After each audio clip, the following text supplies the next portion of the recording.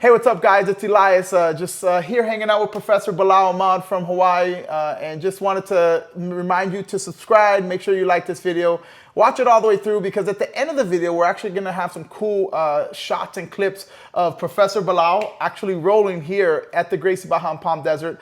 He came to visit from Hawaii, so we're going to put that on the end of the video, some videos, some clips and stuff like that. So hope you guys will like it. So without further ado, let's talk a little bit about today what we're going to talk about. We're actually going to try a different format. So you guys know that what I've been doing is just talking with you guys one-on-one. So I wanted to try to start to invite people to actually come in and talk with and put on this video that I think, as far as like interest, would be cool for you guys to see or hear about. So I think Professor Bilal's story is really unique. So I wanted to talk to you guys a little bit about it. And first, kind of give you guys a little bit of history. Professor Bilal is the head instructor and owner of the Gracie Baja in Kapolei, Hawaii.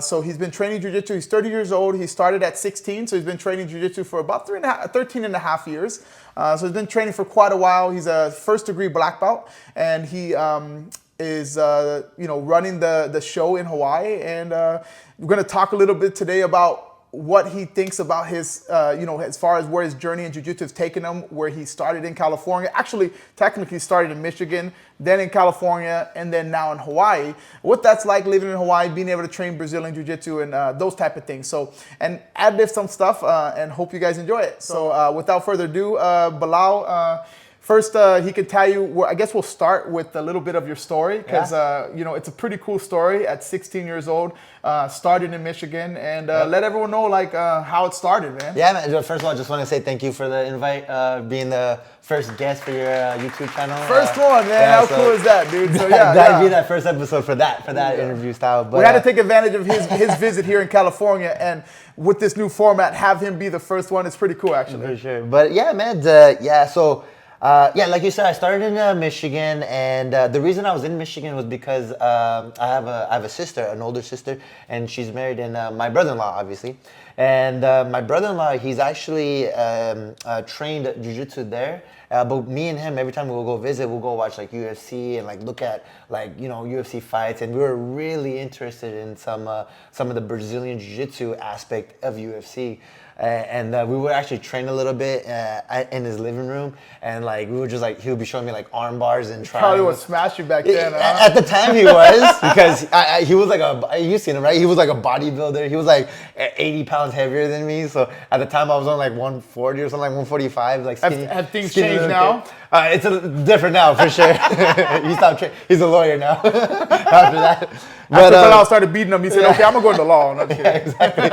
But so me and him would just be training in his living room, and he actually saw some, I guess, like a little bit of potential in me, and kind of saw like I was moving pretty well in the, moving like in certain positions, or utilizing my guard really well. So he actually told me to come to a jiu-jitsu school. Actually, it was me and my younger brother, Sharjil. We both of us did a class. That's right. I remember you telling me. We both did a class, and I fell in love with jiu-jitsu. As soon as like I stepped on the mat, all the way to like, we were doing like shrimps, basically hip escapes, all the way up and down, and we sparred a little bit. I fell in love with it. My brother did not like it. He stood away from it, but I fell in love with it. And this was in Michigan, so I was visiting my sister at that time. So when I came back from Michigan, I was living in California, Anaheim Hills. I found the closest jiu-jitsu school in Anaheim, and it happened to be Gracie Baja, Anaheim Hills. And the rest was history after that, because I stopped non-stop training 6-7 days a week. The fortunate part about that school, it was open 7 days a week, so I was able to train almost every day, 6 times a day almost. And at the time when I got my 3rd stripe, I was doing not only the fundamental class, but also the advanced class, plus the 30 minutes. So 6 times a week, 2.5 hours, man. I got pretty good pretty fast. And man, didn't stop doing that for like almost 3-4 years, and then kind of was trying to figure out what I wanted to do after that. And then I think when I had my 3rd or 4th stripe, that's when I met you. Yeah, that's where I met Bilal at the Gracie Baja Anaheim Hills. So I'd come back from Hawaii. I helped open up the Gracie Baja in Hawaii. Yeah. And when I came back from opening up the Gracie Baja in Hawaii, I came back to work at the Gracie Baja Anaheim Hills. And I remember this was September 2010. I believe he started in April 2010 at the Gracie Baja. And I just remember this young kid just super hungry and wanted to train all the time as often as he could. And he was always lighter than everybody, but but he still like never wanted to stop training. And the reason I say that is because a lot of times you have typically when you have lighter guys rolling with heavier guys, then they in some instances they can tend to either get hurt or want to try to avoid that. He never avoided rolling with anybody. If anything, he used to want to roll with bigger guys because he used to want to test himself against a stronger, bigger guy, which I used to really admire. So I think their connection was pretty quick with us. Oh, for sure. At Gracie Baja, he was a 17-year-old kid. I was at the time a 28-year-old adult, and the connection was quick. It was like, man, this kid, I was a purple belt at the time, and I was like, I knew right away, like, oh man, this guy loves jiu-jitsu. I think because a lot of people were saying like, oh, it doesn't matter about like strength. It doesn't matter about like what size you are. So I really took that to heart and just trying to like figure out, okay, like, it doesn't matter. Let me see what I can do. Like, okay, like this guy's much more bigger than me. Let me see if I can still take care of myself or try to submit this guy or sweep this guy even, you know, like just trying to figure it out. You know, I never took defeat as an answer, basically. And then I think that's what really helped out my jiu-jitsu game in the long run too. Yeah, because you know, like even now, like I sometimes am really careful about, even if you have somebody really hungry, putting that person with someone heavier, at least in the beginning, until I start to see like, all right, they can handle themselves. And I remember in the beginning, like with Bilal, it was the same thing. Like when you paired him up with somebody, you would always just be kind of, you know, weary and kind of try to watch and see. But it was like a calling for him. It was like he wanted to go with the big guy, and you could see it. Like he was hoping, if not the biggest guy. When I say biggest, it doesn't mean like height. It could mean like weight, but also like the toughest guy. Like if there was someone tough in the class, like he wanted to go with them, whether he would do well or not. Always, most times did well, but it was just like, it was like a competition for him, and you didn't shy away from competition. So that was those were the Anaheim Hills days. So from Anaheim Hills, I know he was, I moved over to a Gracie Baja in Baldwin Park, California. And when I went to Gracie Baja Baldwin Park, Bilal followed me, came with me. I left Baldwin Park to Hawaii back in 2012, November 2012. And so initially when I left Baldwin Park to Hawaii, Bilal, since he considered me his professor back then, or his head instructor, didn't have a place to train, and I suggested for him to go train at the Gracie Baja in Chino Hills. By this time, he'd been training for about almost 4 years. So he started training at the Gracie Baja in Chino Hills with Professor Mosquito.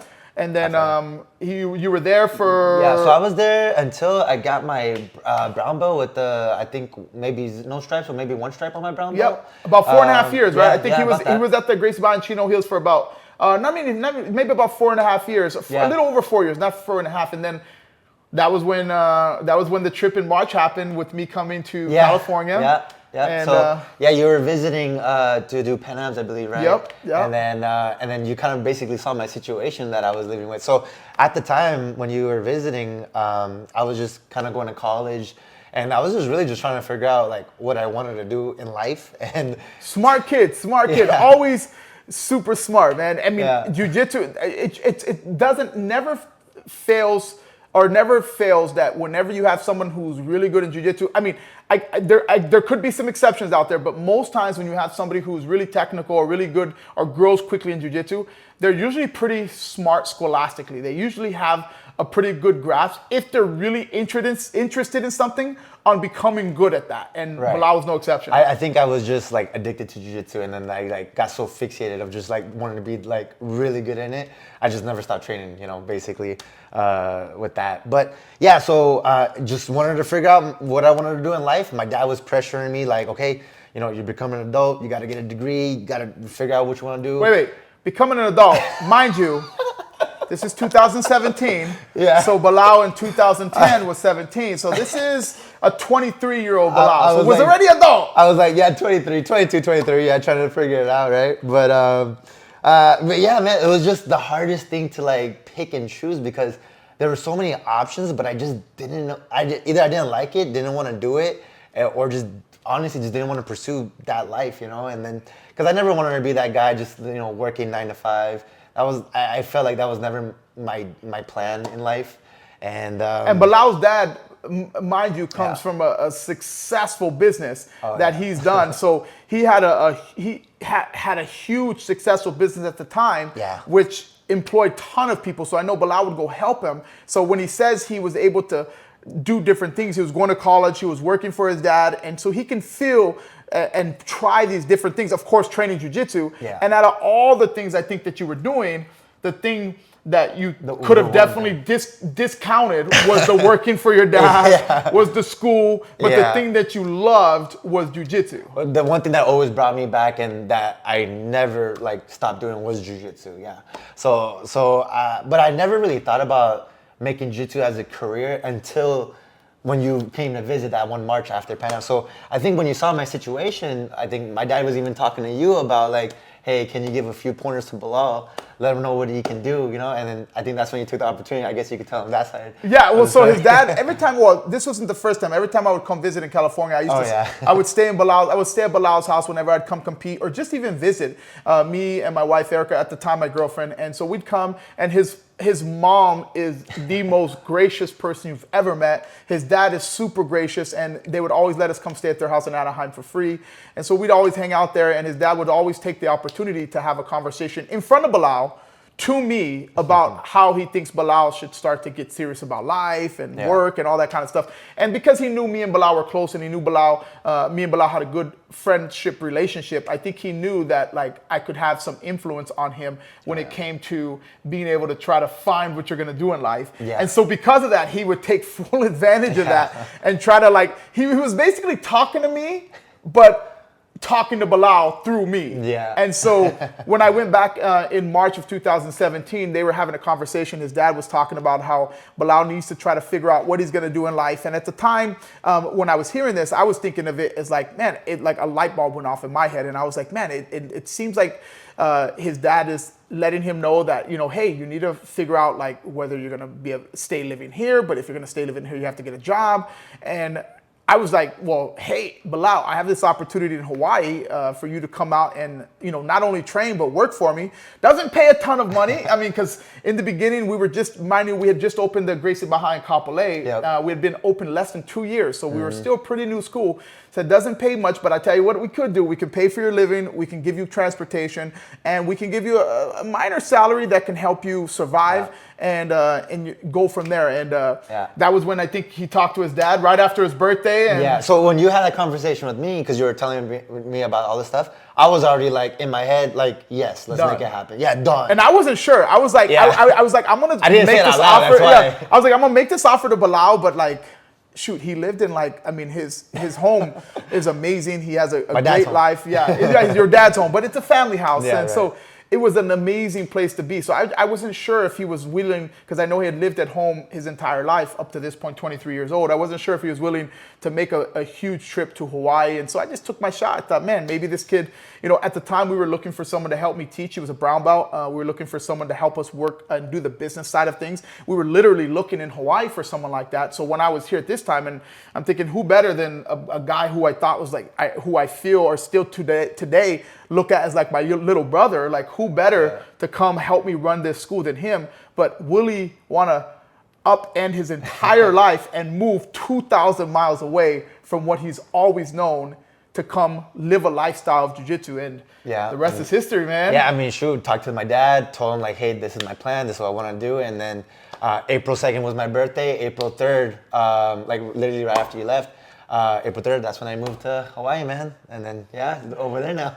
Yeah. At the time. Well, speaking about Hawaii, I know, I mean, I know California is an amazing state. I live here, right? And so I understand how beautiful it is here, but there isn't very many places in the world that is as beautiful as Hawaii. So it's a really unique place to be able to live and train jiu-jitsu. So speaking of that, what was it like when you first went there, man? Like being able to train, live the lifestyle, and then now, if you guys, you know, now being that you now are the head instructor and owner of the Gracie Baja Kapolei, so went from not knowing what you wanted to do in life to now, 7 years later, you're running your own 315-person school in Kapolei, Hawaii. Yeah, so I mean, first of all, just moving in Hawaii and the culture shock of just like living on an island is very different than Hawaii or California, because California is like very, it's a humongous state, obviously, right? Everything's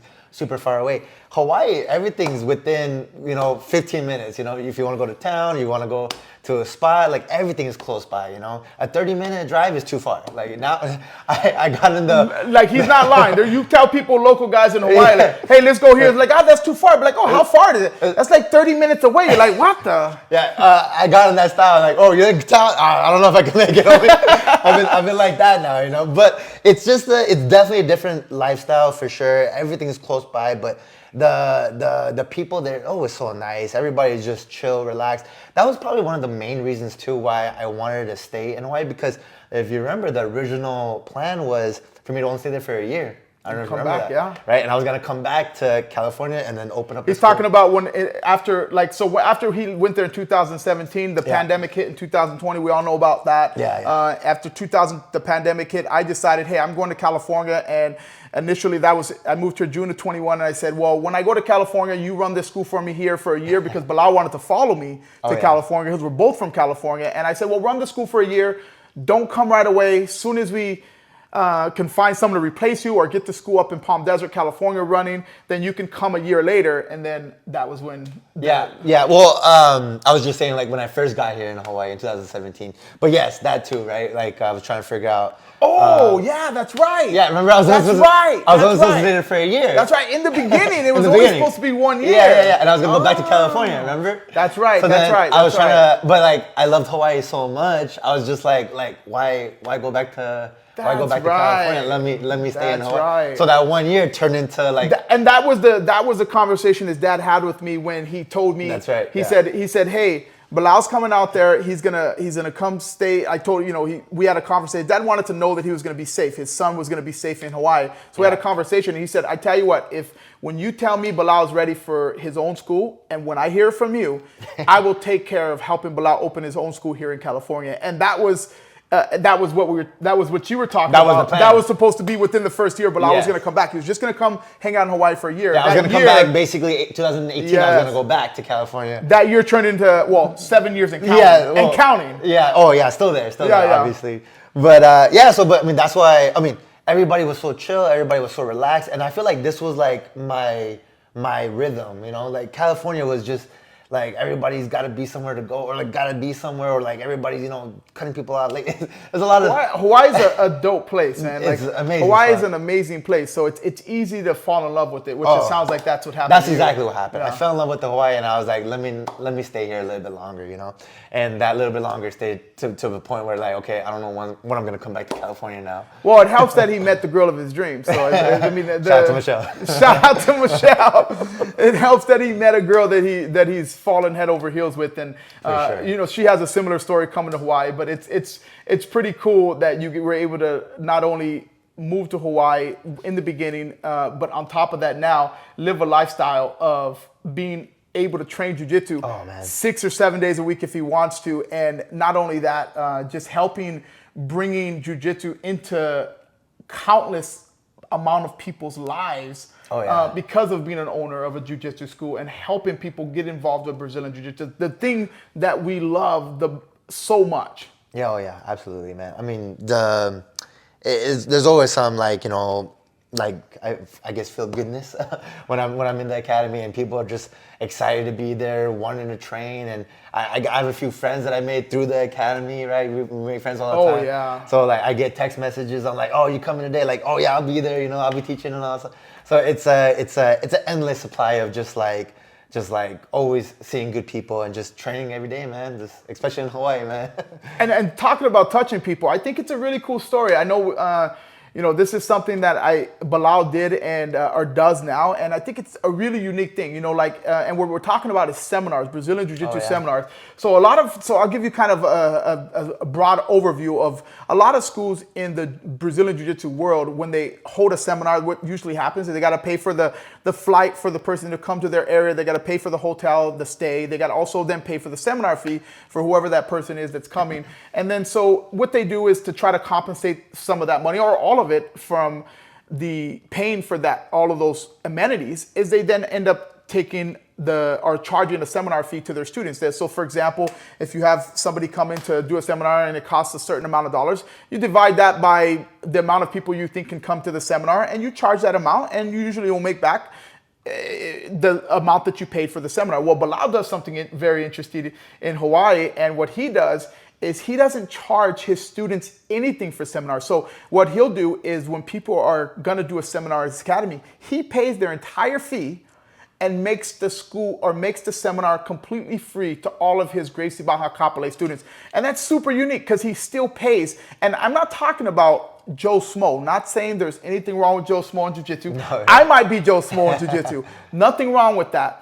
But I mean, we're talking about, I mean, recently he's had Nicky Rodriguez come in for a seminar, paid his seminar fee, but did not charge his students. He had Marcelo Garcia come in, paid his seminar fee. I mean, this is 5-time GI world champion Marcelo Garcia, ADCC champion Marcelo Garcia, paid his fee for the seminar and gave the seminar to his students for free. That's unheard of in BJJ world. If you anybody who trains jiu-jitsu or if you get involved with jiu-jitsu, you'll see usually instructors are gonna always pay it forward to the student because they want to try to, you know, be able to bring these guys to their school. I mean, there's nothing wrong with that structure either. They're trying to, you know, with their students, trying to bring these different type of champions to their school, and in return, in order to do that, they compensate themselves or be able to help themselves pay for those people coming, which Bilal, basically, you take it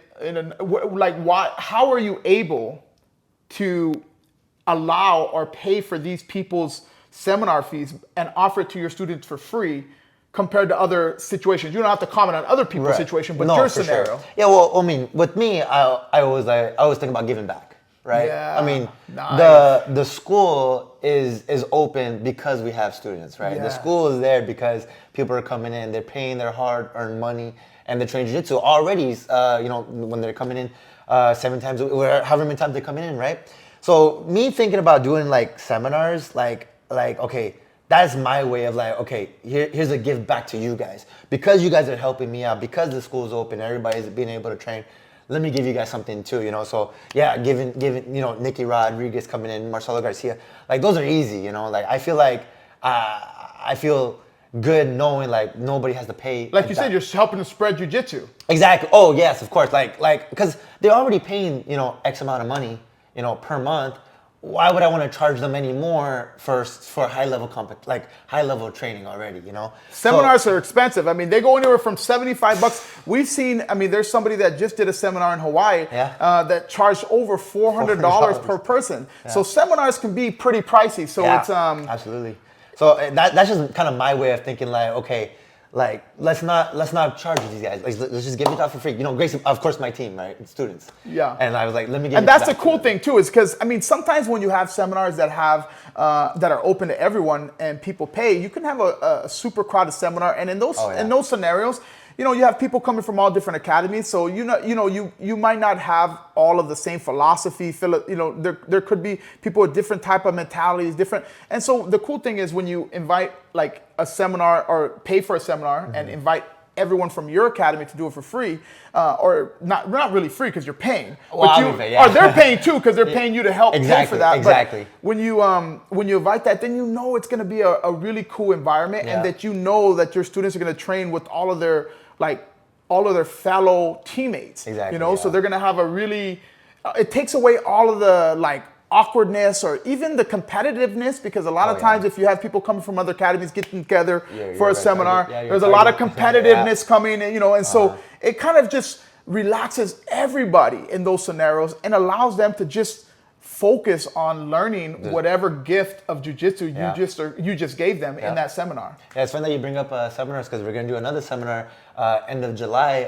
We're bringing Professor Lucas Valente and his wife Andressa are going to be coming. Wow. Man, we're super excited to have them both come in, and then I'm super excited to get Andressa over there too, because she's a phenomenal black belt, 4-time black belt champion, right? So yeah, I'm super excited for all the ladies at the Gracie Baja Kapolei School to come out and check her out as well. If you're a girl at Gracie Baja Kapolei, if you do not go and take advantage of this gift that Professor Bilal has given you, I mean, my wife's a black belt, and when she found out who was going to go do a seminar at Professor Bilal's Academy, she was excited. We wish we weren't 2,000 miles away so we can go join the seminar. But Andressa is a 4-time black belt world champion, including the current world champion right now. So, and the cool thing about that is she's now qualified, because she's won the black belt world title 4 times, to become an IBJJF Hall of Famer when she finishes her career. She's not finished by any means. She probably has some more black belt titles in the future. And Lucas Valench won second at Worlds, I believe it was middleweight division, in 2021 or 2022, which is a huge achievement. Imagine saying that you're the best, I mean, Andressa, the best female in the world, and your husband is the second best middleweight black belt in the world at one point at one point in life. Like what a bragging rights that is. For sure. Man. And we're gonna have them over there. And like you said with the seminars, it's gonna be absolutely free for all GB students. Yeah. So I was gonna say. So I'm sure they're charging you to have the seminar. Oh yeah, absolutely. Yeah, yes, but. Yes. You aren't going to charge anybody else. I mean, because imagine a seminar of this magnitude. I mean, if anyone's been in the BJJ world, or if you're getting into it, you're going to see when you do a seminar, it's not free. So, I mean, to know that you're going to be able to get it for free, I mean, that's a pretty cool gift, man. Yeah, that's pretty dope, dude. Again, looking out for everybody else over there. Like you were saying, giving back to like you love jiu-jitsu, so to help people learn jiu-jitsu, or to give back and help people in their journey to continue becoming who they want to be. I think that's pretty cool. So man, what a great gift, man. I wish I can get that gift. We're gonna have it in July, so come on. Yeah. Well, hey guys, if you like this video, make sure you stay tuned for part 2. Let's go.